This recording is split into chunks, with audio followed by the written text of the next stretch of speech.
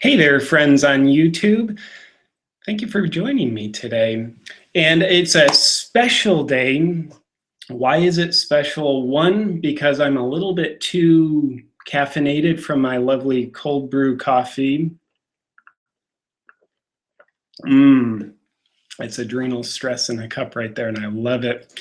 And the other part of this special day is this is my first kind of like real broadcast on Periscope as well. So welcome to you lovely YouTube people and you lovely Periscope people. I'm glad that all of you are self-identified with your mode of social media and that I could be connected with you lovely people today. So here's the name of the game. I'm going to be talking faster than usual because I'm slightly more caffeinated than usual, but that's the way I like it. I think it was Mother Teresa who said, life is too short not to be more caffeinated than you should be. The other part of the deal, aside from my fast talking, will be the whole purpose of this informal discussion. Hi, Periscope, I'm not ignoring you anymore. Sorry, YouTube people, I was ignoring you. That's my attention deficit disorder. But the intention of this informal broadcast chat is just to dance with you guys. I want to speak to your questions, your inquiries, and really speaking to your questions is just an excuse to connect at a little bit more of a personable level than usually takes place when I put up a video. That's kind of like a one-way conversation. So wiggling our way into a little bit more of a personable connection is why I'm inviting you to throw me your questions. It's not for me to think that I'm the all-knowing with your answer. It's just for me to pretend that I'm the all-knowing with your answer. So with that said, along the way, I already see questions coming in. You're welcome to leave a comment here on the YouTube broadcast with your questions, and the nature of Ask Me Anything is truly that, ask me anything. You're welcome to throw questions at me about me personally, my thoughts on life, love, healing, the pursuit of happiness, the pursuit of unhappiness, whatever it might be, and I'm very happy to give you an opinion if I have one. I won't tell you the answer because I'm not that arrogant yet. Tomorrow I probably will be, to believe I have your answer. But I'm happy to throw an opinion at you if I have one. And if I don't have an opinion, then I am very happy to be honest with that. So without further babble ado, if that's even a term, let me take a look at some of these questions. Wow, this really handsome guy named Awaken with JP says, hey, friends and enemies, I'm looking forward to talking with you. And oh, that was me. It was incredibly handsome. When you see me look away, that's me intentionally trying to validate everybody who's on Periscope. I like to validate people so that I think that they'll think that they like me more. So anyway, getting into this, I'm obnoxious to myself right now. I'm just talking about nothing at this point. So it's my broadcast. I'll do what I want. Let's get into the questions. Gwendoline P, lovely name, sorry I butchered it, and thank you for the question, Gwendoline. Would I consider a vegan diet? Yeah, I would. I like to consider everything. I don't like to be dogmatically closed-minded about anything. I also don't like to be dogmatically open-minded and just accept things either. So would I consider a vegan diet? Yes, and in fact, I think I have considered it, and my kind of present moment version of the answer is I tend to feel worse when I eat more, well, when I eat less meat. I'm a meat killer, apparently. So, but one thing I do believe about the human body is that the only thing that never changes is the fact that everything's always changing, about our very dynamic physiology and psychology. And I don't think there's actually much of a difference between our psychology and physiology. I think it's just an imaginary, invisible line that we pretend is there. So with that said, I hope to keep an open mind so that if it feels to me like a vegan diet will serve me in the future, even though I don't feel it serves me physically, psychologically now, I hope my mind's open and I discover that. Thank you for the question. Get in the van 9. That's one of the more creepy usernames I've ever seen, but I appreciate your question, and I'm sure you're much less creepy in person than your username is on YouTube. Ask, what is your thoughts on aliens? Do you think they have their own spirituality? Just saw someone from Russia on Periscope. Hey there. My thoughts on aliens. I wonder if we're the aliens. I mean, I love to get out of our kind of first-person perspective of the damn world revolves around us. I don't think it does. In fact, the world doesn't revolve around us at all, but the universe revolves around us. I don't think it does. I think we're part of what's revolving around the universe. So I would guess if we want to know about aliens, let's look at ourselves. We are likely aliens to some other race of beings. And I'm just laughing because all these conspiracy theories go through my mind about aliens. But anyway, where I was going with that is I think also the way we, whoever we are, NASA or whoever's like out there looking for aliens, the traditional looking for aliens, I think we're looking for aliens in a very closed-minded way. We kind of think like, okay, humans vibrate at the physical frequency, humans need water, so let's look for things that are of a physical condensation and places with water, because life can't be sustained without water. I think what we really mean to say is, no, I'm not Buddhist, Periscope. I love Buddhism, though. I lied. I said I'm not taking questions off Periscope, but I just saw one and I couldn't help myself. What the hell was I saying? It was something along the lines of, I think the way we look for life out there is we look for the way life is for us here out there. You know, we need water to survive, so we somehow make some dogmatic assumption that other life forms have to have water to survive. So actually, I don't know if this question's actually meant to be serious, playful, hopefully a little bit of both. But there's my answer. I think aliens are out there. And I think most aliens probably don't look the way we think they'll look. We tend to humanize everything. You know, it's like white people would say, oh, Jesus was a cool guy. He's a white guy hanging out over in the Middle East. Somehow there were a lot of white people in the Middle East a couple thousand years ago. They just get on a jet from England and travel to the Middle East. So we tend to look for what we are. And I think it's a great exercise in life to not do that, become detached from ourselves. Next question. I think I talked about aliens too long. I've exhausted my knowledge on aliens. That's not very knowledgeable knowledge. Let's, Bobo1, how to get Senpai to notice me. I don't know what Senpai is. I'm guessing it's something trendy enough that I'm just too old or too out of touch to know what the heck it is.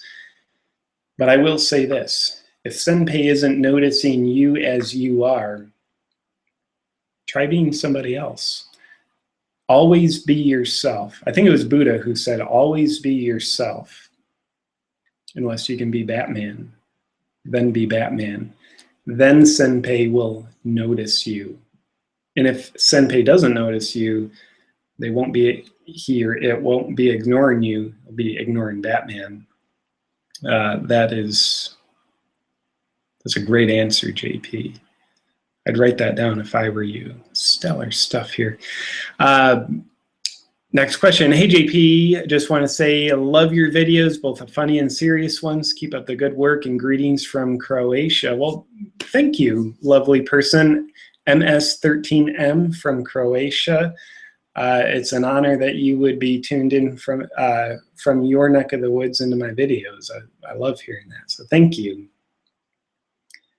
Let's see, Dimitri Curiosity, your videos are awesome. Thank you, Dimitri, I really appreciate it.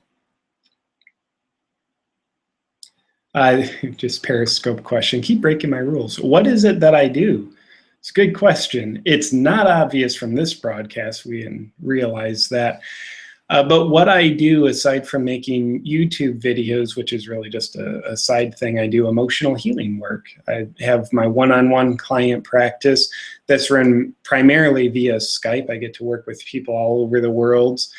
We put our heads and hearts together, and I help people to help themselves resolve their pain, inner blockages, their imbalances in their heart. And I can't say how honored I feel and how lucky, privileged I feel to be able to earn my living working with other people where I'm constantly learning about myself. It's just almost ridiculous how lucky and fortunate I feel about that. Let's see here. Oliver Coles, thank you for your question. Yes. What are your thoughts on identity? It seems important to have a sense of who you are, but it can be limiting as you get attached to it and you change. Absolutely. I think this speaks to the never-ending current of life. You know, it's a current, it never ends. I mentioned a second ago about the human body, but I'm going to apply it to life. Perhaps the only thing about life that never changes is the fact that everything's always changing. So thus it is with our identity. I think it is incredibly important to have a sense of identity. It gives us a home. It's like a snail crawling into a shell. It gives it a home.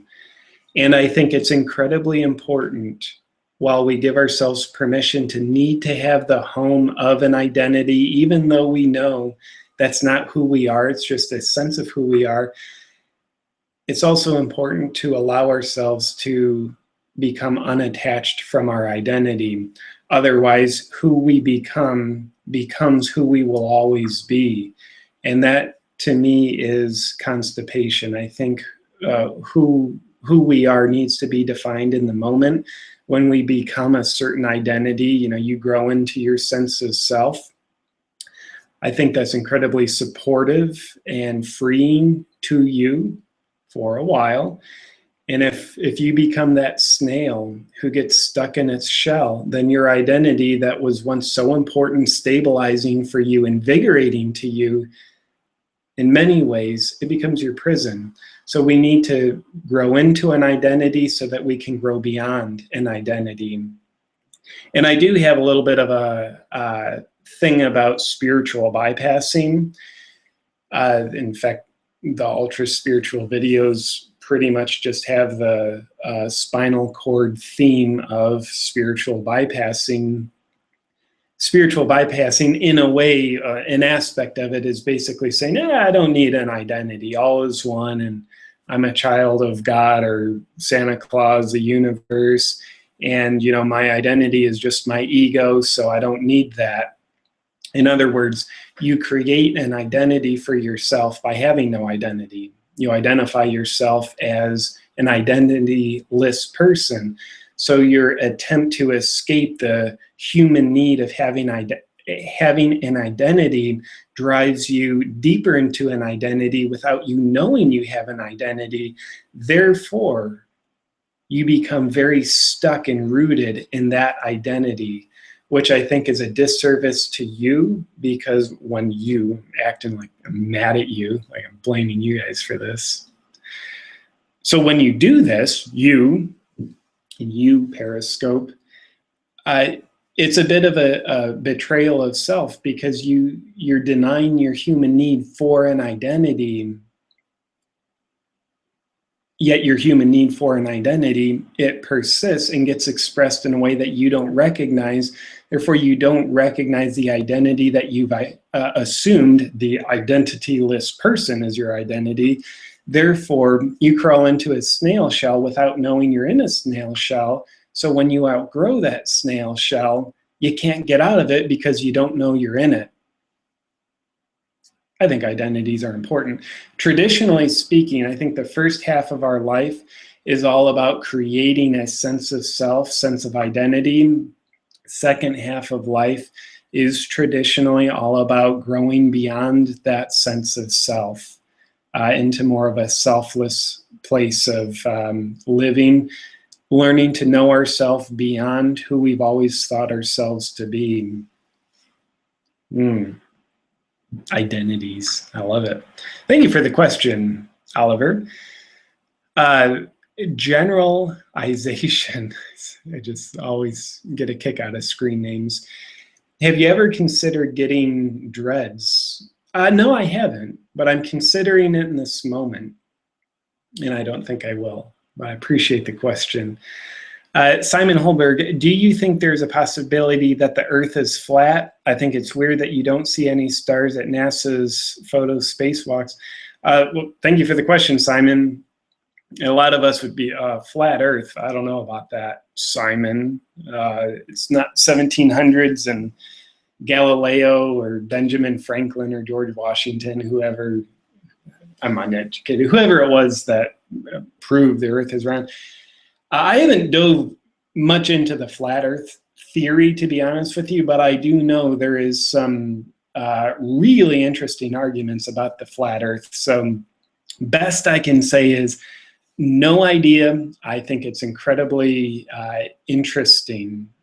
At the very least, a very mind-expanding exercise of letting go of what we think might be true,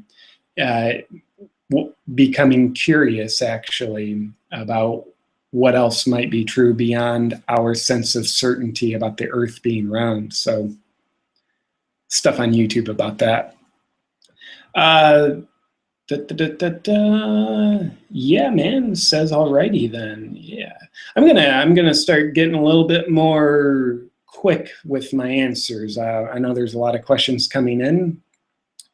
Connor Santry, good friend from Ireland. Would you believe that I have Irish blood in me?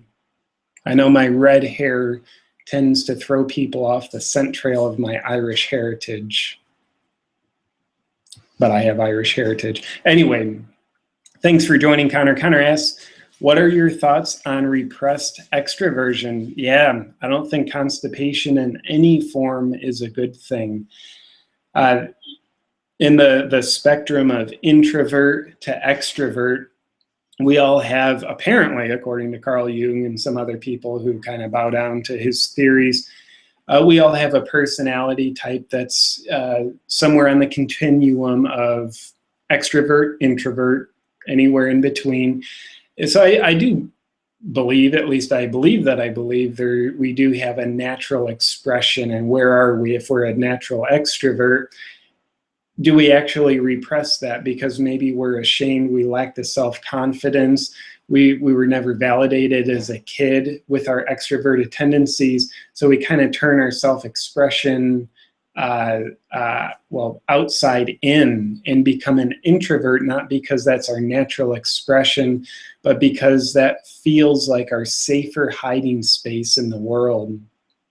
So yeah, I'm a big fan of when we believe like, okay, I'm an introvert or I'm an extrovert. I'm a big fan of not hanging our hat on that. I think we need to question it. If I'm an introvert, what happens if I start to consider, am I an introvert because that's how I compensate and feel safer in life? Or if I act like an extrovert, you hear my girlfriend breaking dishes in the kitchen. If I think I'm an extrovert, am I this way because it's a way I learned to compensate to get noticed and get attention more, but I'm actually an introvert. So I think it's wonderful to consider what are we, and I think it's even more wonderful to consider what if I am not that? What if it's a compensation? So questioning everything. I probably haven't even halfway answered your question, Connor, but I love the fact you asked it. Connor also says, I was surprised to learn in one of your early videos that you are an extrovert. Yeah, I remember that early video. And I don't think I completely believe what I said in that early video.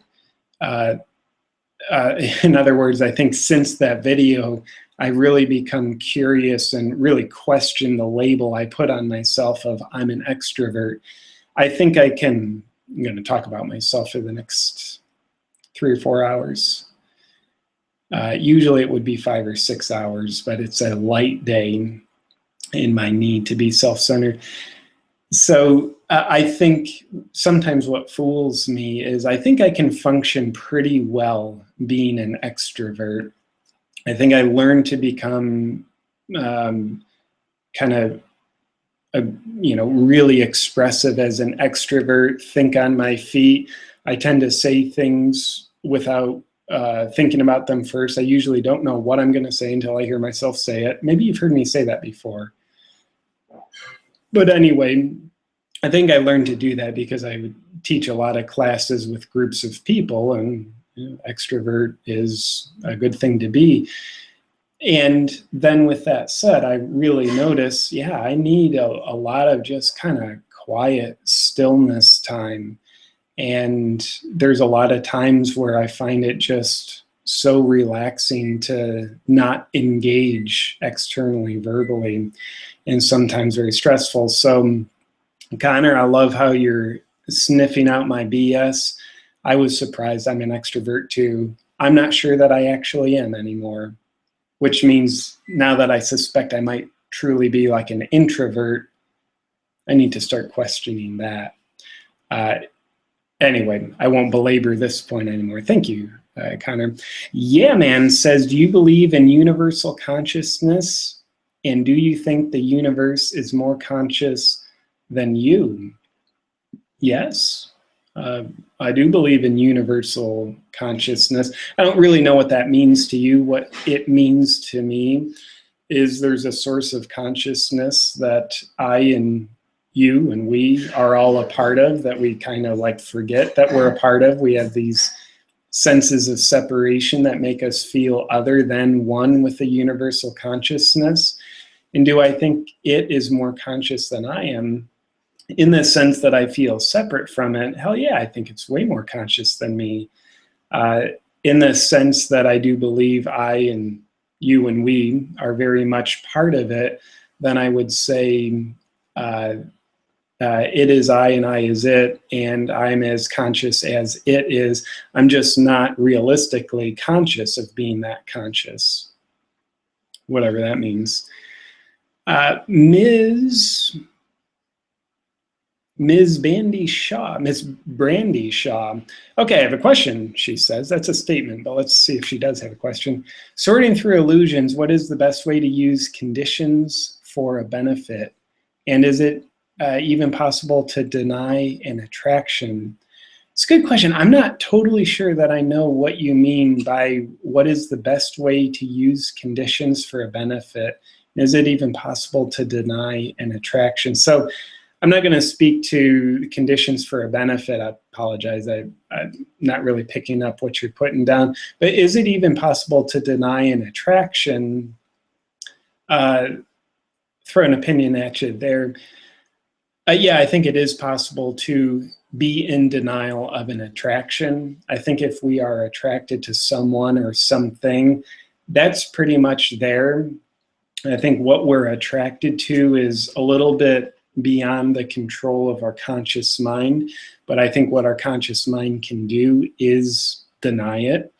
And sometimes I think that's got a wonderful functional purpose. Other times I think it works against you. So it's like, from my perspective, one definition of mental health that I'm borrowing from my lovely mentor, John McMullen, and it's his birthday today. So happy birthday to you, John. But his definition of mental health is being able to experience an emotion or a fantasy without acting on it.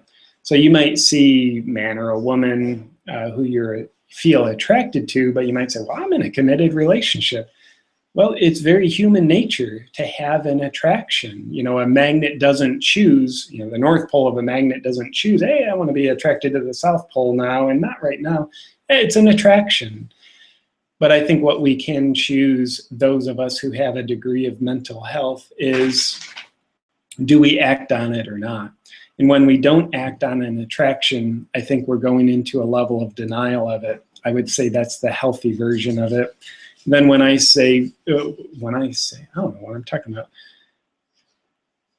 For a unhealthy denial of attraction, to me, that would be when we're attracted to someone, something, an experience that's actually going to be like expanding to us, growthful, help us come out of our comfort zone. We can deny that too, and I think that works against us. And then we can also deny that we're in denial of it all too. That's fun. Let's see. Connor, another question from you, and then I'm going to start ignoring you, Connor, just to trigger your abandonment issues and just because I want to get in some of these other, but I love this question. What's a typical weekend look like for you, JP? How sweet of a question is that? It's actually, yeah, it's I don't know, part of me feels humbled that some people would want to know little things like that for me, about me. So to the question, weekends aren't incredibly typical for me, to be honest with you. Sometimes I'm working through the weekend and there's like, I don't even really know it's the weekend. So it can be a lot of work. A lot of weekends, I'm sweet talking my girlfriend into filming a video for me. She always films the ultra spiritual videos for me. I star in them. She films them. The non-ultra spiritual videos I just film with my phone. So there's oftentimes video filming. And let me go with this weekend. I'm doing this live broadcast. And then after this, I'm going to wash my back deck. Then I'm going to go to Lowe's and buy a window, what do you call it? Like a squeegee thing to wash the outside of windows. So I'm going to freaking do that. I'll probably do some engaging on social media because that seems to be important. And hopefully chill out too. And I'd like to go for a walk in downtown Charleston with my girlfriend tomorrow. So this weekend is incredibly not filled with work. I'm doing my best to give myself that gift. Little tidbit about me that brings me to my next point, acting like I have points to any of this. Something I've been working on personally for me lately is not working just for the sake of feeling better about myself. One of my challenges is when I'm not being productive, and I've been working on this forever, and I'll keep working on it forever. When I'm not being productive, I feel purposeless.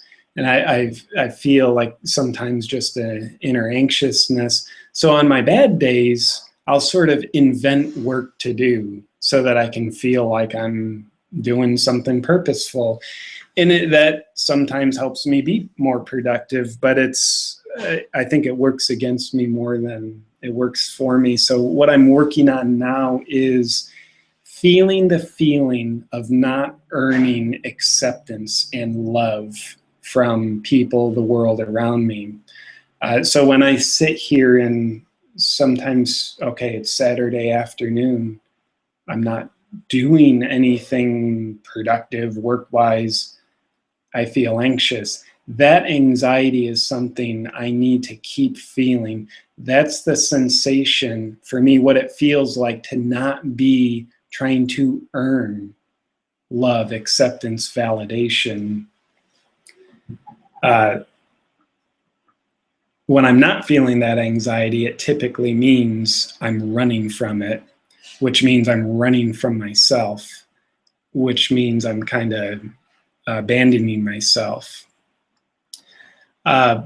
Let's see. My Brain Hurts 707 asks, why is it that some people still don't realize that we are evolving into crystal beings and taking this planet into higher dimensional energies?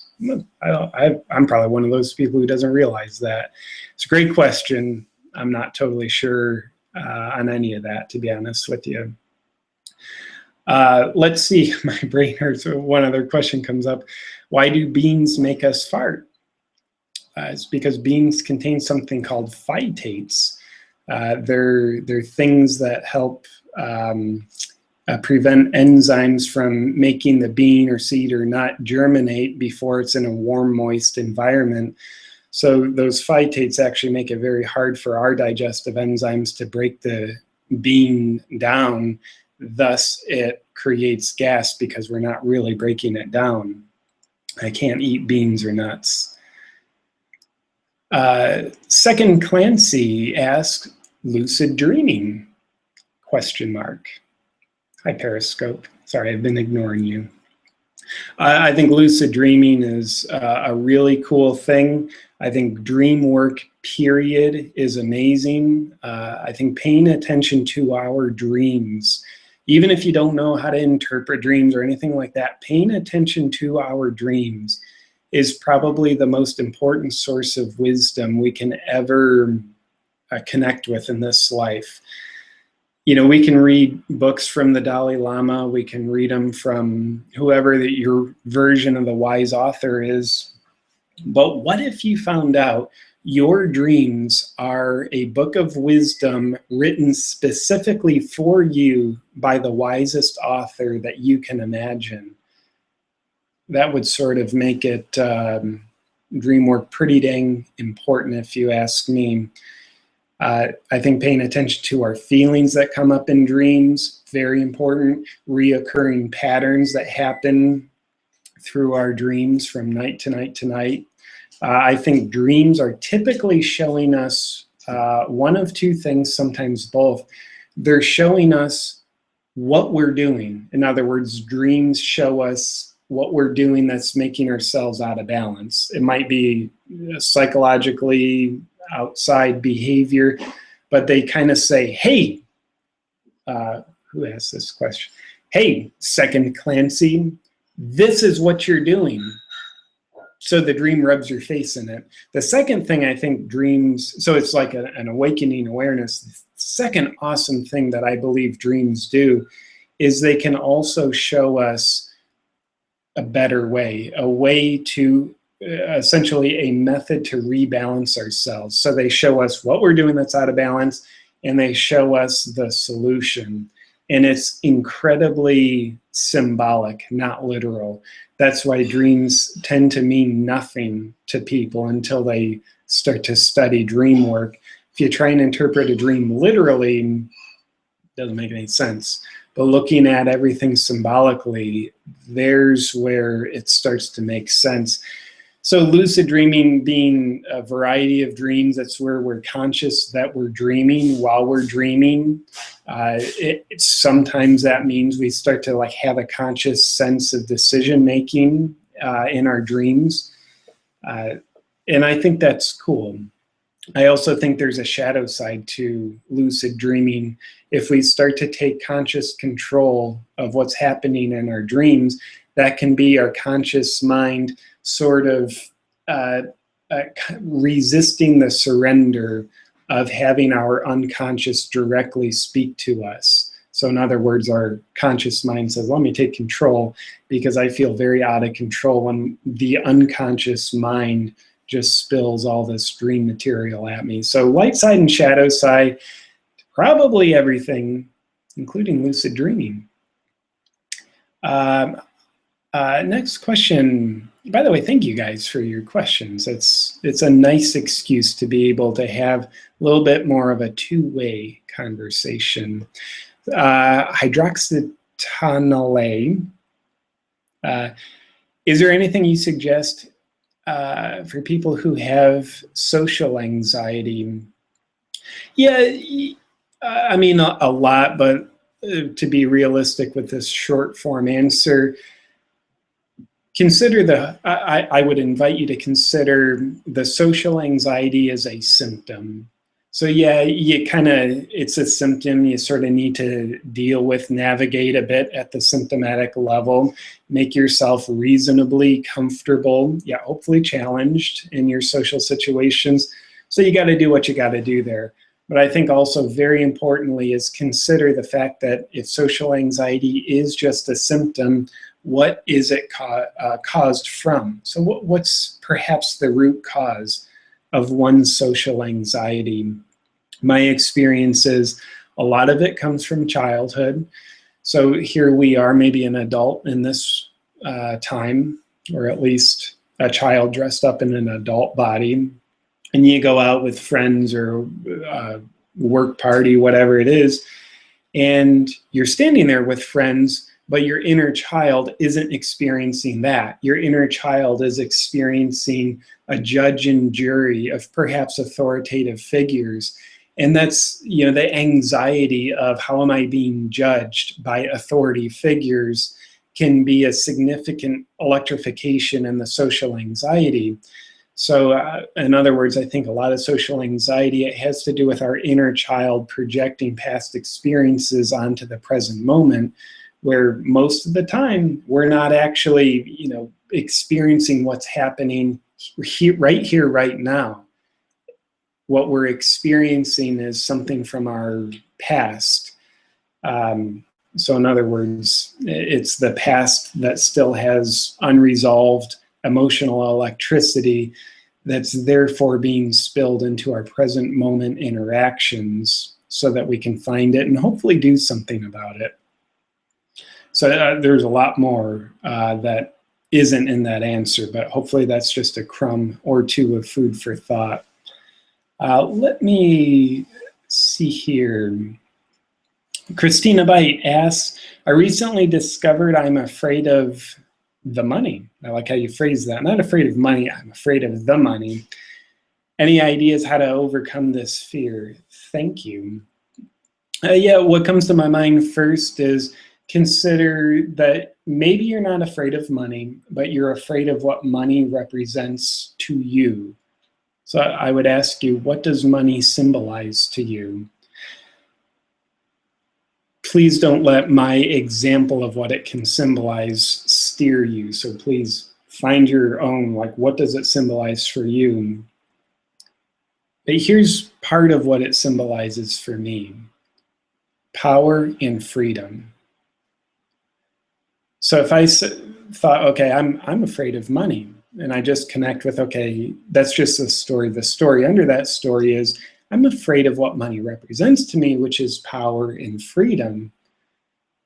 Now I can make some progress. Now I've got a little traction under my feet, and I look at my real fear. I'm actually afraid of power and freedom. Ironically, what people think they want most, but it's usually what people defend against the most. All I want is power, and all I want is freedom, says our conscious mind. And then here's the emotional reaction to that coming from the unconscious mind of, oh, I'm afraid of that, when you see the symbol of what would open the gateway into power and freedom.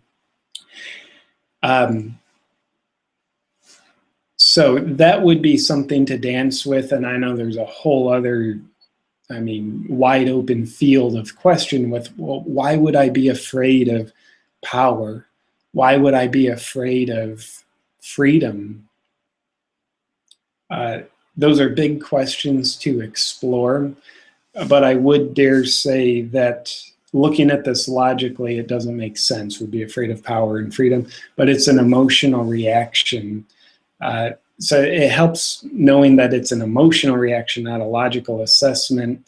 Perhaps makes it a little bit easier to dance with. So, by the way, a lot of us who as children suffered kind of disconnection issues, abandonment issues in one form or another, freedom scares the living hell out of us, because what freedom represents is disconnection and abandonment. And if that really, hi from Taiwan, says Periscope, hi Taiwan.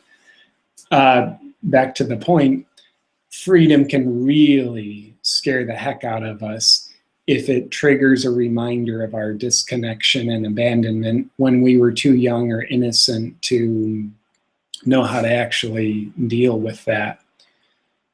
So let me get to some other questions. There's a lot of them coming in. Let me act like I'm on top of this all. Darwin R, I'm guessing Darwin Rue is just to reveal your secret identity. Hey Darwin, good to see you here. It's been a long time, my friend. Love to catch up sometime. More greetings from Croatia. I'll celebrate with the Croatia greetings and a little cold brew coffee. I think I'm getting the sign I should go to Croatia. Janka, probably Yanka, I'm not sure, but Janka, one version of how to pronounce it. Hi JP, what was the recent synchronicity that happened to you? Love you, love your work. Oh, that's an interesting question. A recent synchronicity, well, here's what comes to mind. My girlfriend and I were out to eat dinner with her main mentor and her husband, and we discovered that my girlfriend's main mentor, lovely lady named Jessica, and my main mentor, lovely guy named John McMullen, both have the same birthday, which is today, which is pretty synchronous, especially relative to this question. I'm baffled by synchronicities. In fact, on this, we're gonna blame this on Janka, but I'd invite everybody to look for synchronicities, just sort of like how things line up in a way that's not explainable. I think that's part of the magic of life, especially when we don't try to make sense of it, but we just observe it, be in wonder about it, be curious about it, without trying to just have a certainty about what it means. It's part of the magic of life. Eric Bowdorn asks, do you have suggestions for how to establish deeper emotional connections during initial interactions for those who struggle with social arthritis? I like that term, taking a while to warm up for folks, warm up to folks. Make eye contact. That, to me, making eye contact, it's a warm up, yet it's a challenge. I think making eye contact is one of the most underrated forms of connection in our society today, probably societies of yesteryear. But when we start to make eye contact, there's much more of a connection than just our eyes. I mean, there's what's looking through our eyes. We start to get connected with that, with the other person. But when we're in a social environment, and it's always more comfortable to not make eye contact. So if we start off the interaction with no connection, it makes it very hard to establish a connection when we're laying the foundation of no connection with the interaction.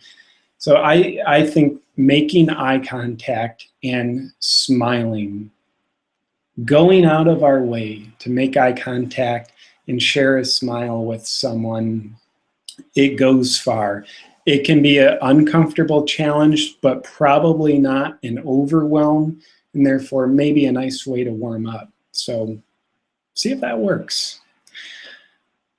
Trace E, thank you for your question, Tracy.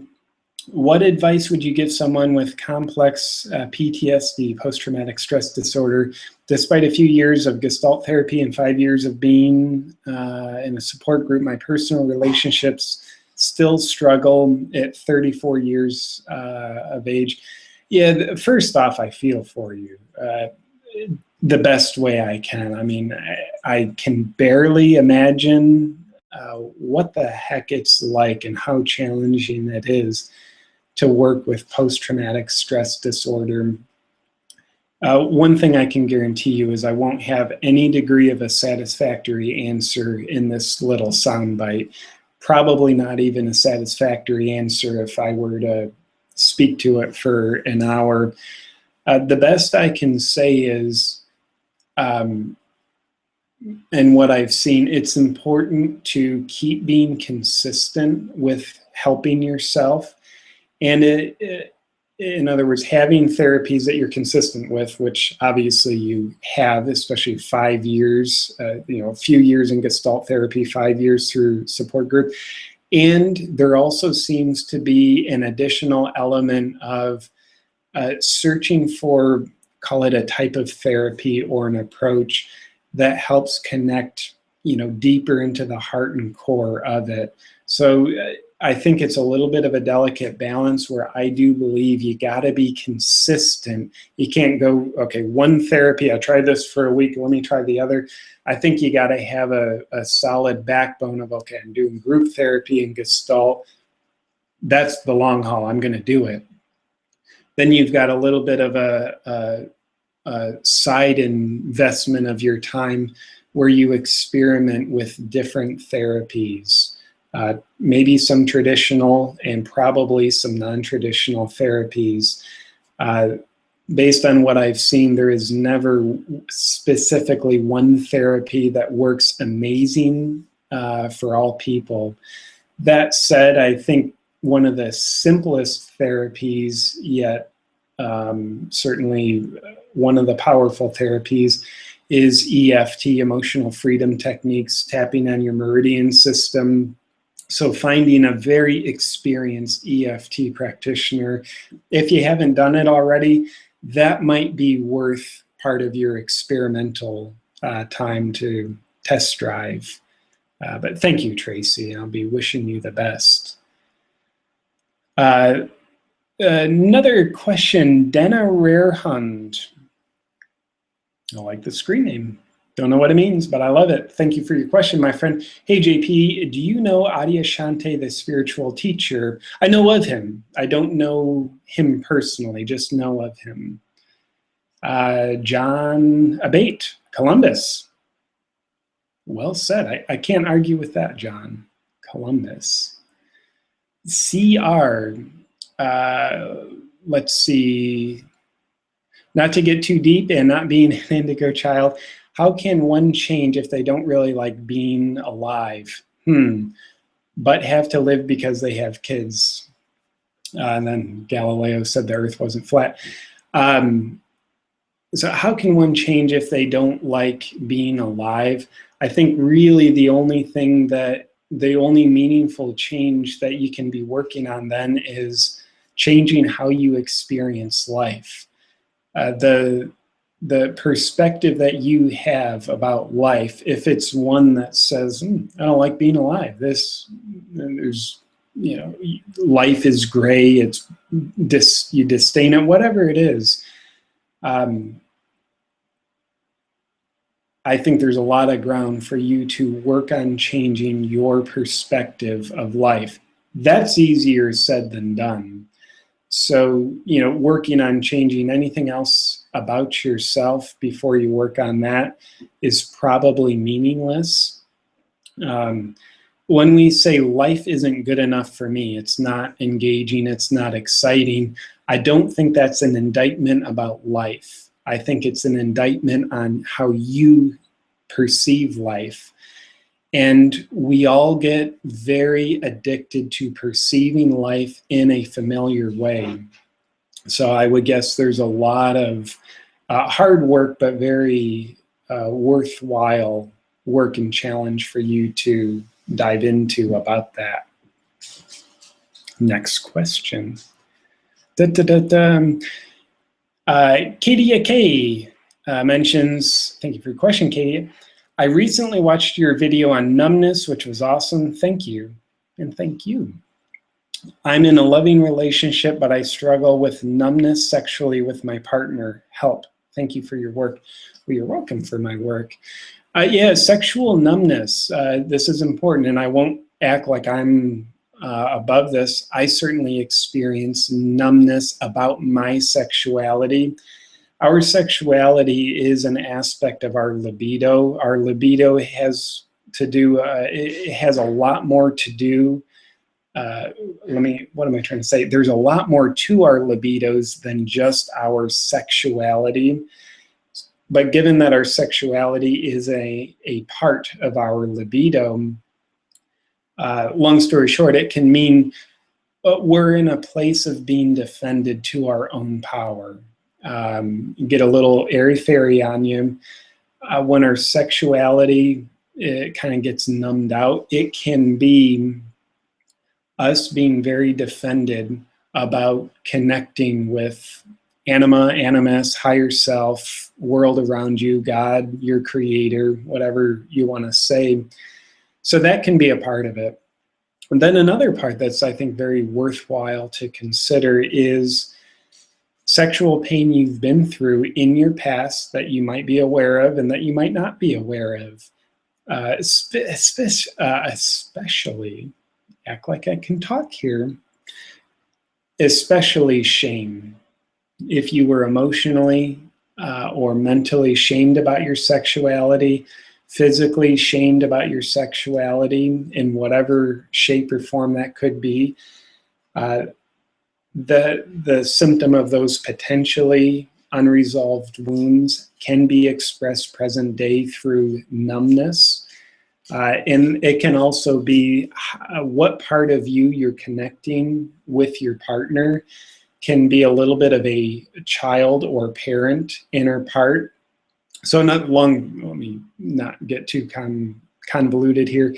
If you and your partner are connecting dominantly through a parent-child relationship, then sexuality getting numb is pretty normal because, you know, parent-child relationship, that means we're connecting from a bit of an incestuous angle, an emotionally incestuous angle, and that doesn't really feel good. And the fact that it doesn't feel good means we can start to numb it out.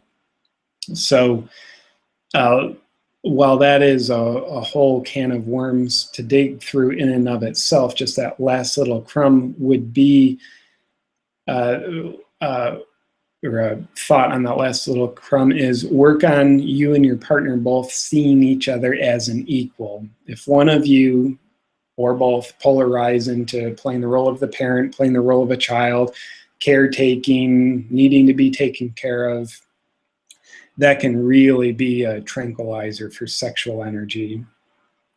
So let's just see here. There's a lot of questions. I'm going to do my best to get a little bit rapid fire on these.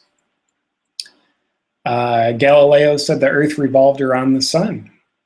Cool. Thank you, John. Let's see. Dun, dun, dun, dun, dun.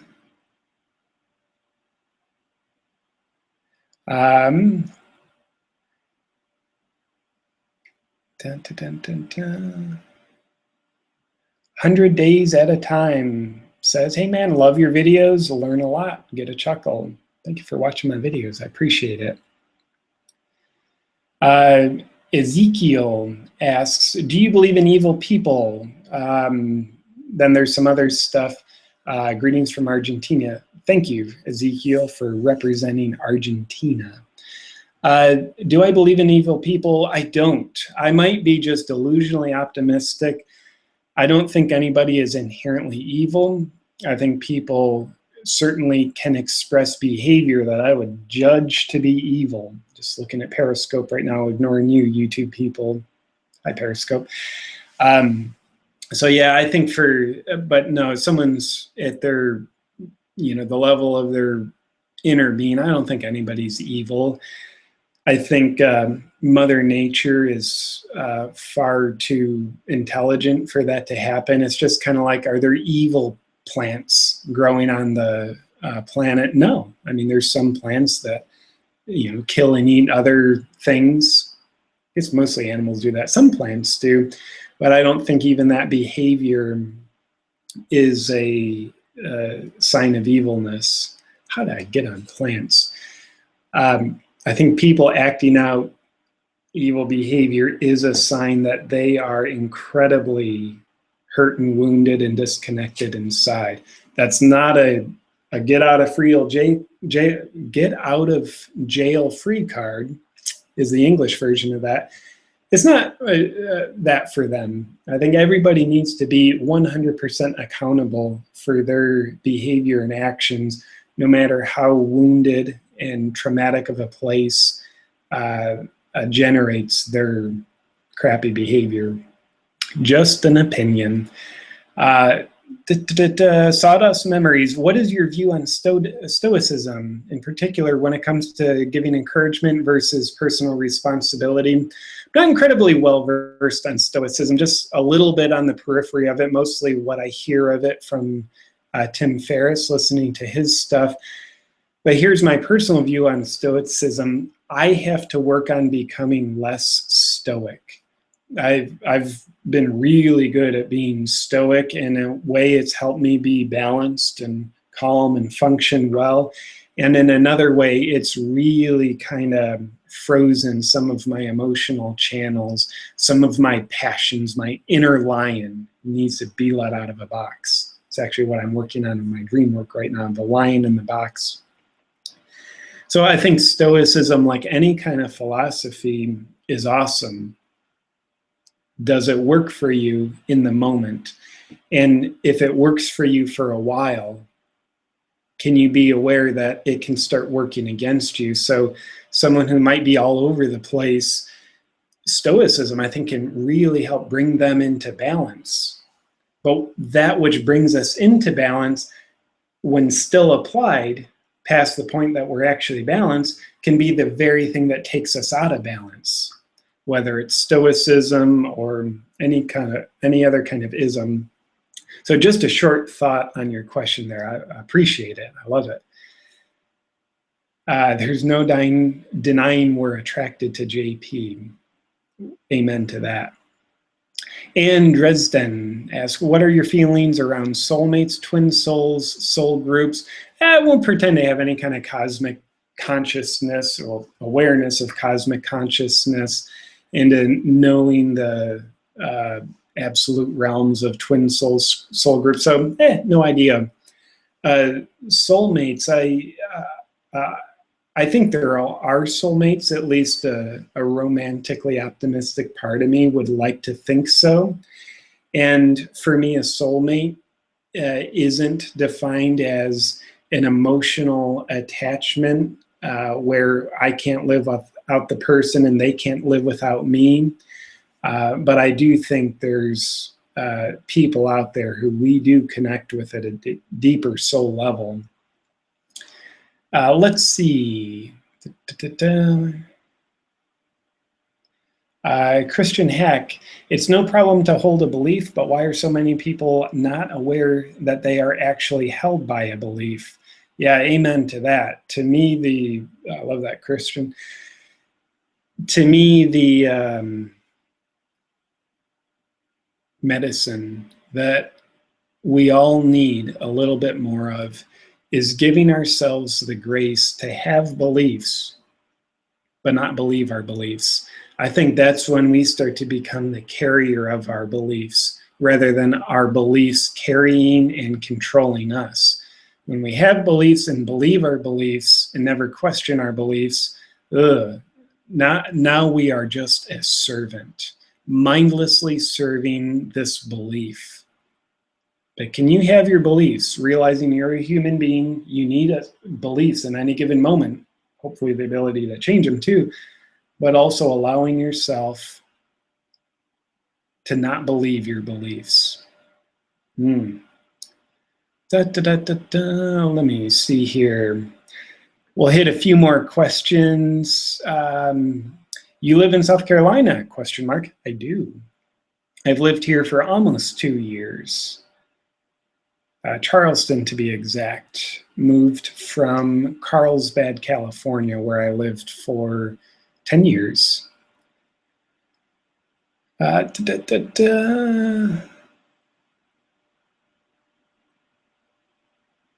lot of flat earth talk going on here. Rui Paulo asks, was trying to get a good question for your approval. Did not find any. And this affirmation also begs for approval. Love from Portugal. Rui, I approve of you. And thank you for tuning in from Portugal. And I love your honesty. Let's see.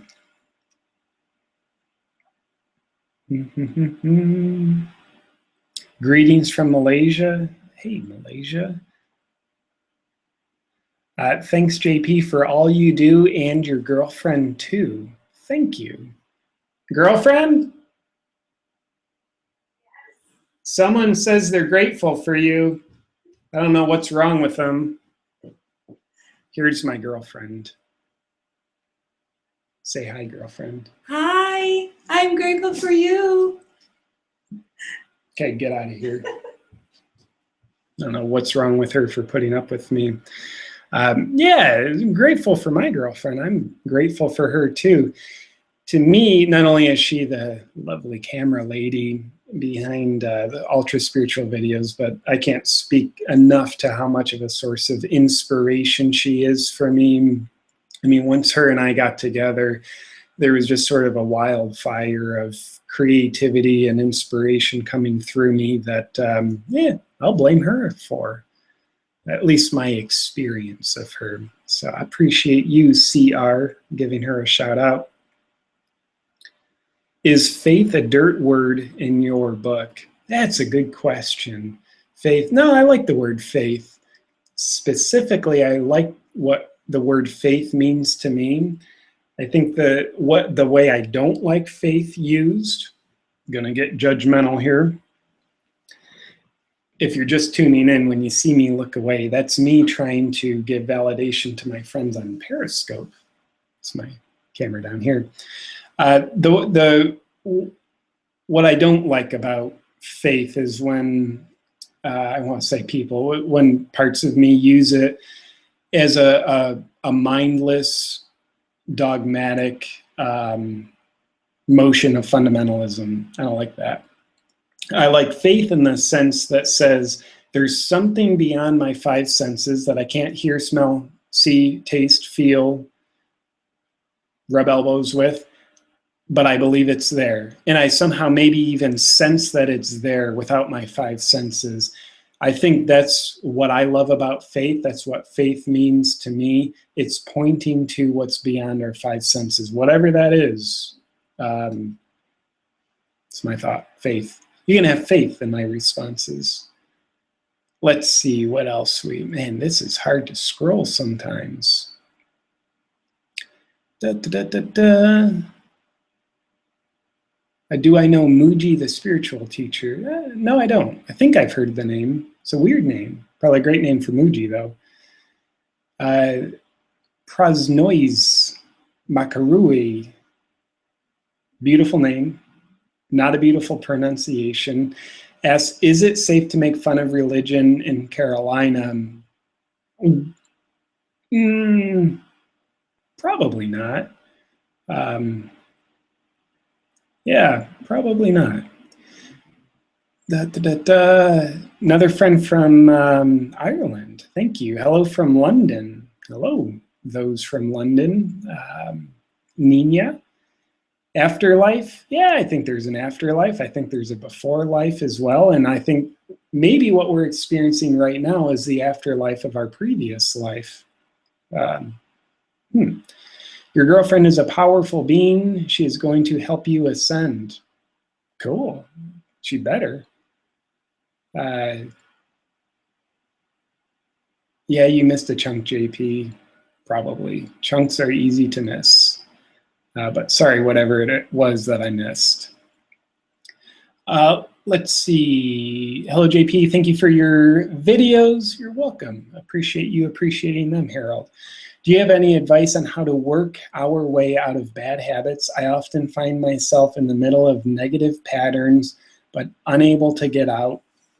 Harold from Norway. Yeah, you know, give you two quick thoughts. I think bad habits, you know, one, what a bad habit is that which we judge to be a bad habit. So it's kind of like saying, this doesn't really serve me. It's working against me now. I'll call that a bad habit. That's what a bad habit is to me. I think on the surface, there needs to be a pattern interrupt. Where water finds its path of least resistance, a bad habit for us, it's a habit. I'm calling it a habit for a reason. So that's water finding the path of least resistance. It's easy to flow, easy for the habit to keep being habitual. So I think we need to interrupt that. If you're always drinking coffee from 7 a.m. to 8 a.m., then I think a pattern interrupt is important, where from 7 a.m. to 8 a.m., now you do something different. You go out for a walk and do yoga. Now, that doesn't do everything, but I think that pattern interrupt is important. Then the other part of bad habits, in my experience, especially the ones that we can't really kick very easily, is those bad habits can be an excuse for us to shame ourselves. And why we look for an excuse to shame ourselves is because some part of us is addicted to shame. And some part of us is addicted to shame because it's a familiar experience that reminds us who we were to someone else at one time or another. And I think those core wounds need to be looked at. The core wounds where we experienced shame, therefore became self-identified with shame, therefore continue to replicate the emotion of shame, because it's really us, just part of us reaffirming its self-identity. And it uses a bad habit as the leverage to shame ourselves, which is really the leverage to reaffirm our self-identity, part of us, our self-identity. And if we don't do that, it feels like a loss of self. So there's some core shame that probably needs to be looked at a lot of times. So, whatever the bad habit is, I drink too much coffee every day. I used to, now I'm really good. I drink too much coffee some days now, not every day. So when I drink too much coffee, it's really, the underlying unconscious shame agenda is I want to drink too much coffee so that I can then shame myself for having drank too much coffee. And I shouldn't have done that, all that critical self-talk, which is really just shaming the part of me that's addicted and self-identified to shame. So in other words, bad habits for true success, I think we got to address the core of them as well as the symptomatic surface, which is the pattern interrupt. Catherine mentions my dog is going to help me ascend. Absolutely. Dog is God spelled backwards. Maybe dog is actually God spelled forward, or God is dog spelled forward. Either way. Tim Davis, I'm going to do my best to kind of blitz the rest of the questions, as many as I can in the next 5 minutes, so we're going ultra quick answers. Tim asked, do you sometimes feel inadequate teaching, feeling like you may not be able to teach yourself sometimes? In that scenario, do. Yeah, absolutely. What I'm working on specifically through my dream work is teaching from a place of vulnerability. It's very important for me to, when I teach, quote unquote, either kind of video or in person, apparently that's sign language for teaching. It's important for me to teach from a place of knowing what I don't know, knowing that it's not mine to have answers. So in other words, I think when I am in a place of being a quote unquote good teacher, I am absolutely connected with inadequacy. I think being in that place of vulnerability is very, very important to me. While not being controlled by that and then reacting to it and trying to teach for the sake of getting approval, I think that makes a really crappy teacher. And I've certainly been guilty of that. I think what makes a great, authentic, very impactful teacher is one who is teaching while they're also connected to their inadequacies and not trying to teach to get your approval, just to compensate for their inadequacies. That means a lot to me. I don't know if that makes sense to you. But yeah, I appreciate the question. That felt good for me to say.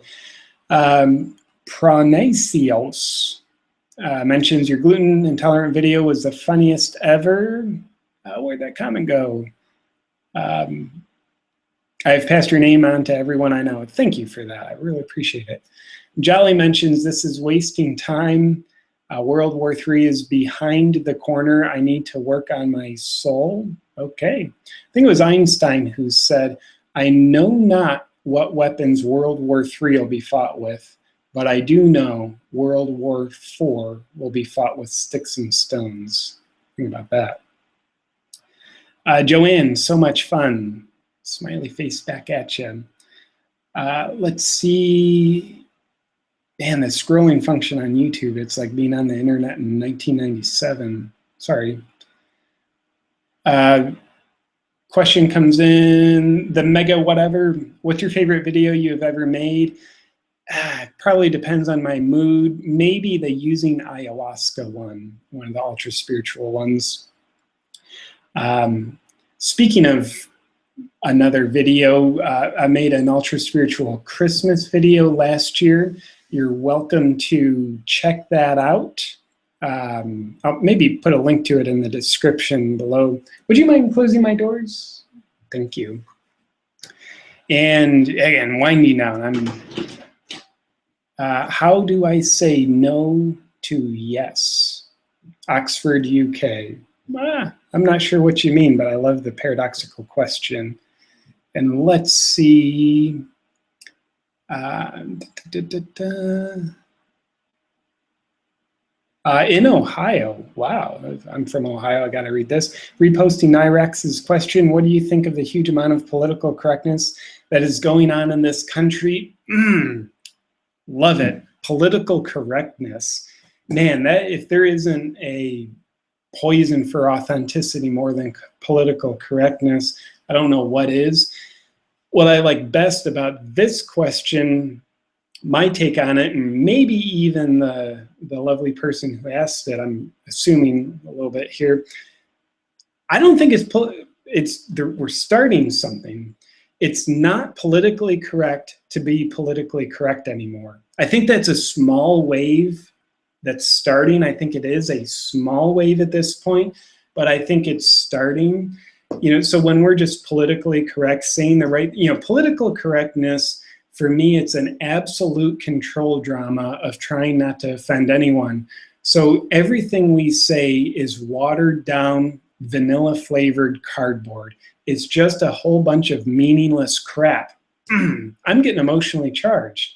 It is meaningless crap, in my opinion. So I think there's a lot of people who we hear the political correctness and we almost get offended, like, how stupid do you think I am? You're talking a lot, but you're not saying anything. Do you think I'm so stupid to be talked down to, where you can act like you're answering my question or the question that was asked while you're acting like it, but you're not answering it at all? So do you think I'm so stupid to believe that you're actually giving a real answer? So I think that's sort of, it's us having a passion for authenticity that's beginning the wave where it's now becoming, a lot more progress to go, now becoming not so political correct to be politically correct. I think what people want and what I think people deserve, gonna let my dog out of my office here. Go on, buddy. What people want is authenticity. It's real. I think when we're just being politically correct, it is treating people like they're stupid. I think people are intelligent as hell. They're not stupid. And I think people want real. One of the consequences of being real, there's a reason why politically correct people are not real and they're politically correct, because it's safer for them. They're afraid of, because they know when you are real, someone will get offended. You can never say anything that everybody will approve of all the time. If you say something real, someone will be offended. And if they're not offended, what you said wasn't real enough. And I'm not talking about being derogatory or being hurtful for the purpose of making an impact saying, oh, I was real there. No, being real is not an excuse for being a jerk. So being real is dangerous. And I do my best. I still have room to grow, certainly. I do my best, and hopefully you guys do your best to accept the quote-unquote dangerous consequences of being real. Can I get an amen? Amen, JP. Okay, let's just see. Last question. Man, that was, I felt good on that one. Real good. Thank you, says in Ohio. You're welcome, my friend. Got a few amens. Yes. So where is that last question that I was trying to get to? Someone from Greece. Where was it? Shalin Monkster from Greece. Hello, I'm Alex from Greece. Hi, Alex. Reposting my question, spirituality is only about well-being or also multi-dimensional experiences? Maybe yes. I think anytime spirituality, from my point of view, my definition of it is inclusiveness, period. So when we talk about spirituality is about this, we have to listen for the that we don't say, because for me, spirituality is also that. Is it about multidimensional experiences? Well, if the answer is yes, then it's probably also about one-dimensional experiences. Is spirituality about well-being? If our answer is yes, then I think spirituality is also about loss of well-being. In other words, it's about wholeness. So anytime we try and make spirituality about any particular sound bites, we have to listen for what we're excluding. And I do believe that spirituality is about that also, that which we exclude from what we believe is spiritual. Again, this is the basis of my delusional belief that spirituality is about wholeness. It's inclusive of everything. So when we go outside and step in a pile of dog poop, can we realize that too is a spiritual experience? Our mind might not judge it to be spiritual. You know, we go sit by a calm pond and butterflies are tickling our cheeks. We say, yeah, that's a spiritual experience. Yeah, what we're really saying is, my ego approves of this. I judge this to be a cool thing, and it fits my limited human mind definition of what a spiritual experience is. But I think what spirituality really is far bigger than what our human mind can define it to be. And I think humbleness is realizing just that. Spirituality is what I think it is, and it's also what I don't think it is as well. What I don't know is as much spiritual as is what I do know or think is spiritual. So I think it takes a lot of humbleness to realize the wholeness and inclusiveness about spirituality. I think one of the ways we get incredibly unspiritual under the guise of a spiritual practice is when our spiritual practice becomes one of exclusivity rather than inclusivity. So we have to realize that working on being more spiritual can actually make us less spiritual. So once we can see both sides of that coin, I think we're doing pretty well. Then we have to see how there's more than two sides to the coin, but that's our next step. You lovely people, thank you for hanging with me today. I know we went a little while, and I think there's probably some questions here that unfortunately I didn't get to as I was scrolling. The function was kind of jumping around. So if I didn't hit your question, please don't take it as an indictment that you're not a good, awesome, worthwhile person. Please know I appreciate the living hell out of you for you spending some portion of your time hanging with me. Everybody who asked the questions, thank you so much for that. You lovely people on Periscope, thank you for hanging with me. And I'll be looking forward to talking with you guys Next time, I'm also looking forward to the year to come. Doing YouTube, it's something near and dear to my heart. It's one of my art forms, if you will. At least I'm delusional enough to think it's an art form. Both the serious videos as well as the ultra spiritual videos.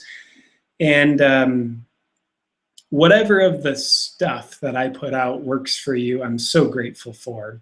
And also, I'm a big fan of inviting you to dive into the stuff of mine that does work for you. You might say, JP, I love your ultra spiritual comedy videos, and I hate your serious videos.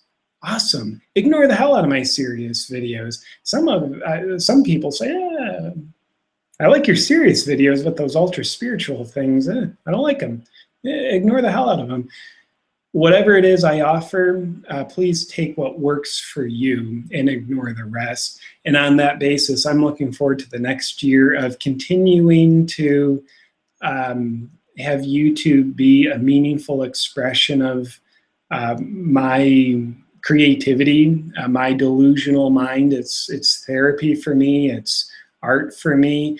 And the fact that you lovely people are an audience that receives the filth, sometimes brilliance, depending on your judgment, that I put out, that means a lot to me. It really does. So thank you, lovely people, for being you. I'm going to continue to be me to the best of my ability. I think me being the real me is, well, I owe it to myself to do that. And I think if there is any kind of gift that I can give you, I think at best it is me sharing the real me with you. I'm always a work in progress, stress the progress. So who the real me is, hopefully will look like it's changing over the coming year as I discover more about what is real for me about me and hopefully shed the rest. So I'm looking forward to next year with you guys, and I don't know why I'm talking about the future so much. I'm invested in time. Thank you guys for tuning in. I'll look forward to talking with you soon.